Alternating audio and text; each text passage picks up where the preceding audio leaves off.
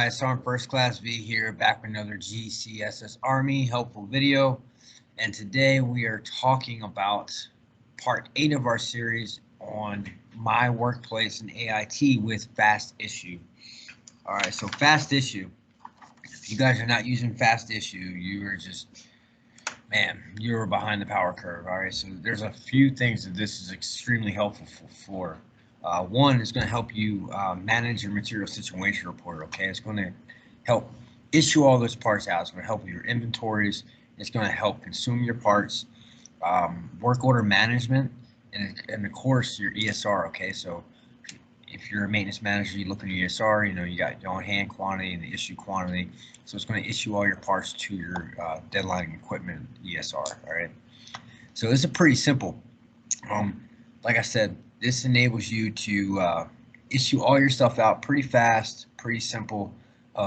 It's a lot easier than going through WinGUI and all the other T codes that you may use. Okay, so on a regular basis.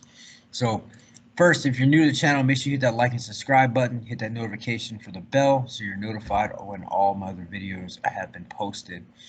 Yeah. So without further ado, let's go ahead and jump into my workplace. All right, so from here, you're gonna go to the home screen, like I showed you in the previous videos, plant maintenance, my workplace, and my workplace. All right, so once it loads, we're gonna see which UIC or SLOC you're gonna work in, or DODAC, okay? We're gonna work in this one. We got nothing to post in that one. Hold on, let me find one where we got some stuff to post. Yeah, we should have something.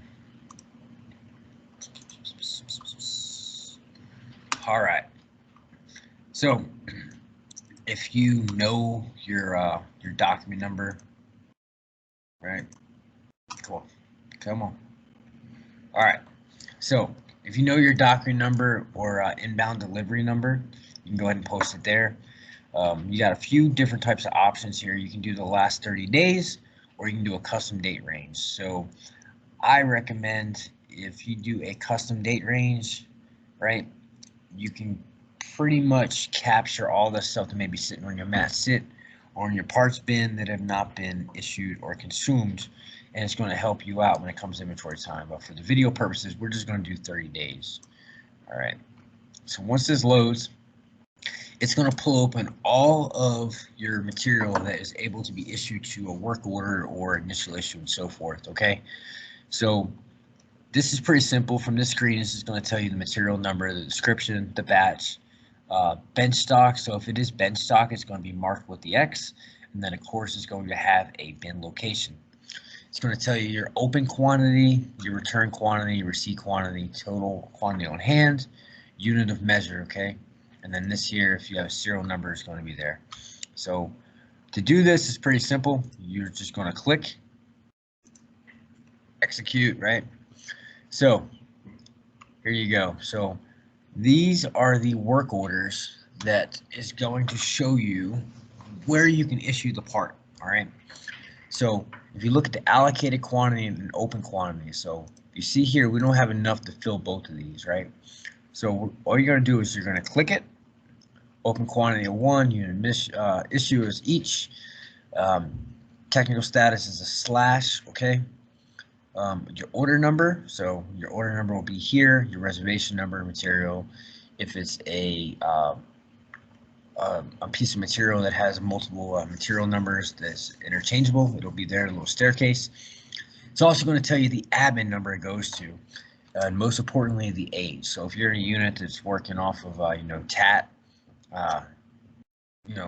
you want to try to get all your work orders down to as low as possible. So as a maintenance manager, this is extremely helpful too. So if you have a quantity, you got multiple work orders open, you can actually decide which work order you want to send it to actually close it out. And if you look, it's going to give you the priority of the part that was ordered. And if you notice, this was definitely ordered wrong. O2 part ordered against a slash. So all you're going to do is going to hit post goods issued for 1 reservation. Boom. All right, and then this little is going to pop up. A cushion seat is issued. All right. So let's do another one here. Go to washer flat. All you can do is check it, post, and go to the next one. Let's look at something else. Here you go, 100. Let's look at this.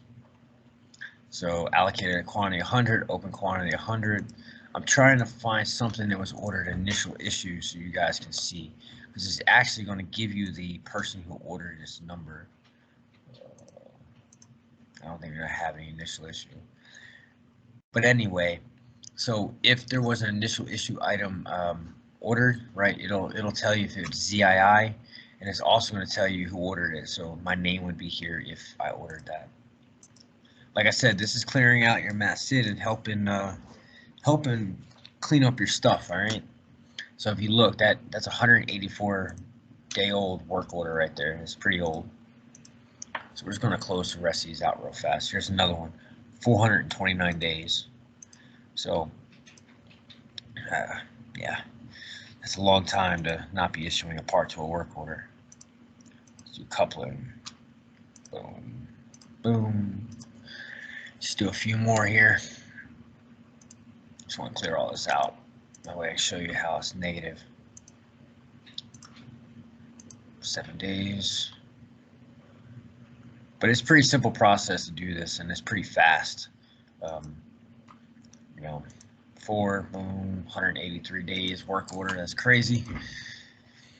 So most of your SOPs, hopefully your maintenance SOPs, you have something in there about how long you're going to keep your parts, because you know, 02, 05, 12 priority parts, there is a time length of when they're considered excess. You're supposed to turn them back in, right?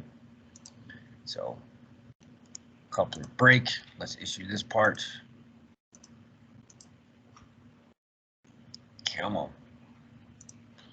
All right, and the last part here.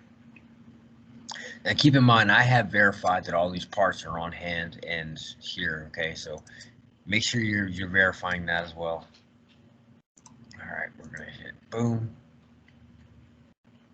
And after that, it's gonna zero out our report. So that was the last 30 days. And like I said, if you wanna do a custom range, all you gotta do is do like 2020, boom, to today's date. So it's always going to default to the whatever today's date is, but you can backdate it. Okay, so we're going from 2020 to April now. Now watch this. So when I'm pulling almost a year's worth of parts, right? So if you notice, all this stuff here is pretty old. This modification kit may be no. Okay, well here's a good example. So you got 2 work orders here. All right, so you got one for 16 days, 15 days. So if you try to do both, this is what's going to happen. Both have posted. All right. Like I said, this is a simple, easy process on how to do this. All right. So hope this video was helpful. As always, if you're new to the channel, make sure you hit that like and subscribe button. Share this knowledge with your friends. If you have a video that you are interested in me doing, or a topic you want to learn, leave it in the comments in the community tab. And as always, go Ordnance.